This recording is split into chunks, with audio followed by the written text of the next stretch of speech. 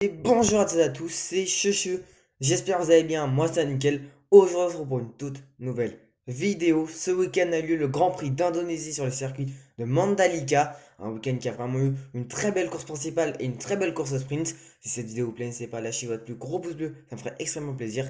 À vous abonner si vous aimez mon contenu, activez la cloche de notification pour être au courant de toutes les nouvelles vidéos qui vont sortir sur la chaîne. Je vais vous laisser sans plus tarder avec le débrief, j'espère qu'il vous plaira. C'est parti. Commençons déjà par les résultats du week-end en Indonésie. Déjà en qualification, le 1,29,578 suffira à Luca Marini pour se placer en pole position. Deuxième à 31 millième, on a Maverick Viñales.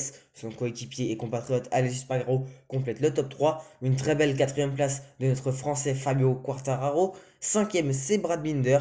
Et à la 14e position, on a Johan Zarco qui a vraiment pas eu un week-end facile, vous allez voir. Du côté de la sprint désormais, Jorge Martin s'est imposé devant Luca Marini et Marco Bezzecchi. D'ailleurs, les deux pilotes vers 46 souffraient d'une fracture à la clavicule chacun. Marini souffrant de cette fracture depuis le Grand Prix d'Inde lors de la course sprint quand il a percuté son coéquipier au départ. Et Marco Bezzecchi, lui, et se l'est fait au ranch de Valentino Rossi à l'entraînement.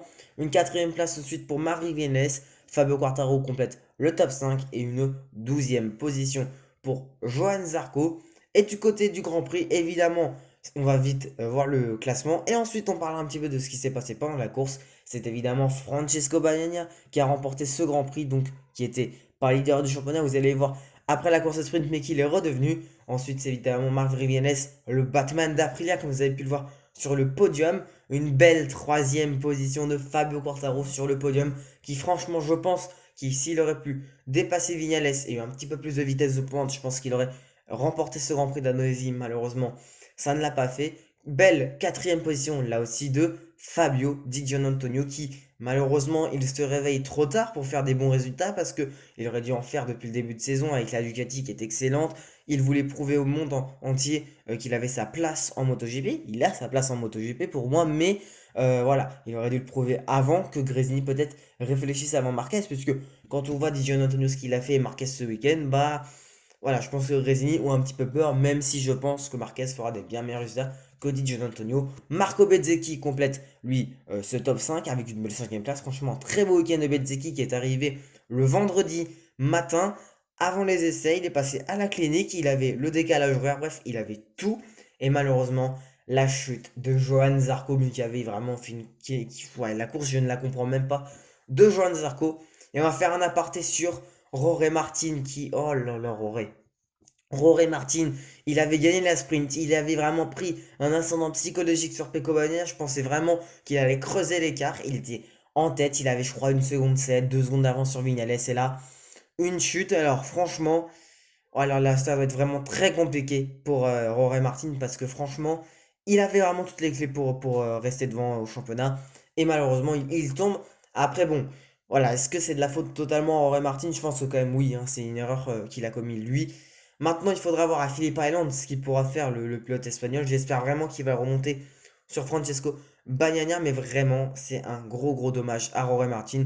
Et puis le team Prama vraiment a pas eu de chance. Et d'ailleurs, en début de course, Brad Binder malheureusement percutera Luca Marini aussi.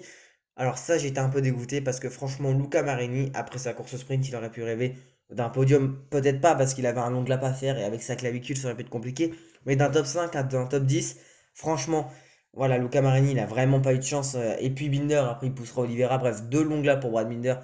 Voilà, c'est compliqué. Et puis Luca Marini a effectué son long lap, ce qui est plutôt bien pour Luca Marini, franchement.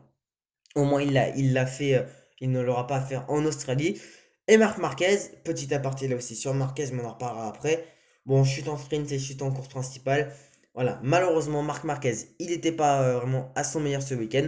On verra à Philippe Island qui s'imposera en course sprint et en course principale.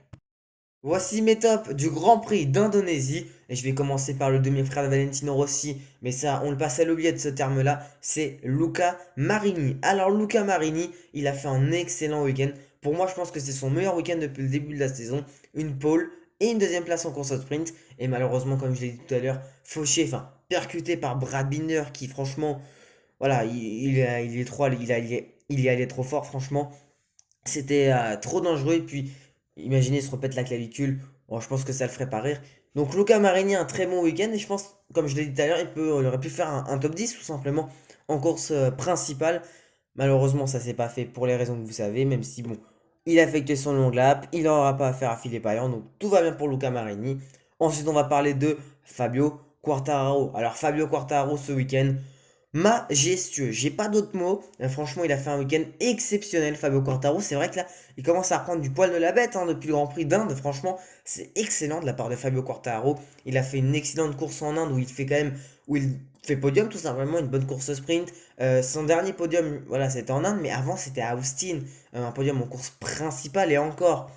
Voilà, Marini l'avait dépassé en course principale et si Francesco Bagnaia ne tombait pas aux États-Unis, bah Quartaro il est pas sur le podium. Donc alors que là, il a fait un week-end excellent. Il aurait pu gagner. J'aurais kiffé qu'il gagne. Franchement, j'étais derrière ma télé, je suis en mode allez, Fabio, allez, allez. Bon, malheureusement, ça ne s'est pas fait. Et on va parler aussi d'un pilote qui a terminé quatrième lors de la course principale. C'est l'exceptionnel sur ce week-end, Fabio Di Giannantonio. On l'avait même vu au Japon. Il était tout simplement exceptionnel. Franchement, j'ai pas d'autres mots. Di Giannantonio, c'est incroyable ce qu'il a réalisé ce week-end et il mérite amplement d'avoir un guidon en MotoGP. C'est pour ça que je le verrai plus aller chez, pourquoi pas, LCR l'an prochain et que Johan Zarco monte d'un cran chez Honda Repsol, donc on verra bien. En tout cas, Marini, Quartaro et Di Giannantonio pour mes tops. Est-ce que ça va être pareil pour mes flops? Bah non. Et évidemment, on va aussi parler de mes flops pour ce Grand Prix d'Indonésie. Et on va commencer avec le pilote canet Johan Zarco. Franchement, mauvais. Même week-end à chier pour Johan Zarco.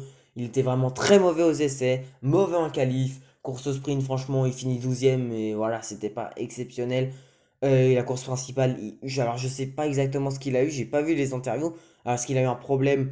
Voilà, j'espère que c'était un problème et que c'était pas juste celui qui avait pas de rythme. Mais voilà, Johan Zarco, c'est très mauvais son week-end. Et franchement, il est vite à oublier. J'espère qu'il aura un beau rebond dans les prochains Grands Prix. Ensuite, Marc Marquez. Alors, Marc Marquez, je me tâte à le mettre parce que Marquez, il a quand même fait voilà, de bons débuts de course. Malheureusement, il tombe dès le premier tour en sprint. Et c'est très tôt dans la course principale où il tombe. Donc, voilà, je savais pas trop où mettre Marc Marquez. Et finalement, aller à un flop quand même pour Marc Marquez parce que je pensais quand même qu'avec même cette annonce de je vais chez Grésini, bah, il allait être libéré, qu'il aurait peut-être pu nous faire des très bonnes courses. Il a fait gagner au Japon, même si c'était sous la pluie. Il y avait quand même un petit espoir pour Marquez. Malheureusement, aucun espoir, franchement. Et c'est vraiment dommage pour l'octuple champion du monde qu'il est. Et je vais aussi mettre en flop Aleix Espargaro. Alors, Aleix Espargaro, il a quand même fait une bonne qualif, et voilà. Mais voilà, la course principale, c'est pas ça. De toute façon, il a pris là, c'était pas non plus ça au niveau de la dégradation, mais Espargaro a vite dégringolé au classement. Même sprint, en sprint, bon, il tombe. Donc, alors accrochage avec Binder, mais je crois que c'est lui qui fait l'accrochage. Donc franchement, aller chez Espargaro, c'est un week-end assez compliqué. Même si, voilà, je me tâtais, mais même s'il y a que la troisième place en qualif qui est bien. Sinon, en course principale et en course sprint, c'était vraiment très très mauvais pour Aleix Espargaro. Franchement, j'espère que ces trois pilotes-là vont pouvoir faire un rebond lors du Grand Prix d'Australie. Et donc, le week-end prochain, ça sera le Grand Prix d'Australie sur le tracé de Phillip Island. J'ai hâte de voir ce tracé. Franchement, c'est peut-être le plus beau à chaque fois de l'année. Les paysages, que ça soit la mer, que ça soit même les animaux. Il y a des animaux, oui, qui traversent des fois la piste, des wallabies, des oiseaux. Des fois, on avait même eu une image de Andrea Iannone qui s'était pris une mouette dans le casque, si je dis pas de bêtises, ou dans la moto. Mais voilà, à Phillip Island, je pense quand même qu'on aura un très très beau Grand Prix d'Australie.